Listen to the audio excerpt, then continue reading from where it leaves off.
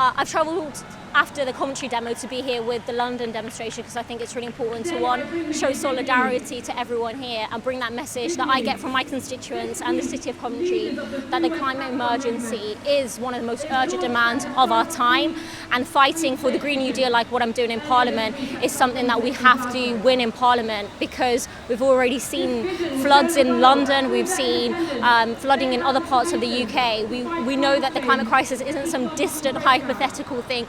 It's a reality, and it's a reality for millions of people across the world. The government's inactions are incredibly concerning, and some of the policies that they've brought in more recently are incredibly worrying as well, from slashing tax on domestic flights, Boris Johnson himself flying back from Glasgow, and the money that the Conservative Party is also taking from the fossil fuel industry. You're not going to be fighting those people who are most responsible for the crisis if you're also taking their money as donations. So that was the purpose of me being here, to bring that message that we are going to fight back, and it will be in the streets, but it's also going to be in Parliament as well through legislation. So far, what's coming out of COP doesn't go far enough. There have been some policy announcements coming out around coal, but not everyone's even signing up to that.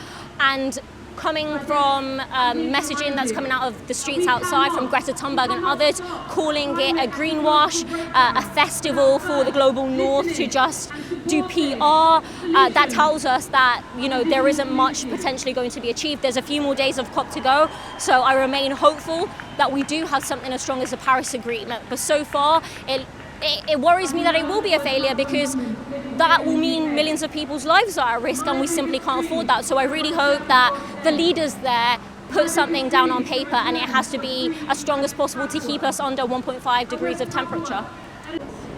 Protesters, demonstrators, people who are fighting for whatever cause will always use different tactics, and they won't always be popular. I'm speaking after we've had incredibly concerning legislation come out of Parliament with the bill that will criminalise protest. So I think we need to protect the right to protest. We need to protect people's ability to criticise the government, and for people to be able to organise to push through the changes that we need to see in society.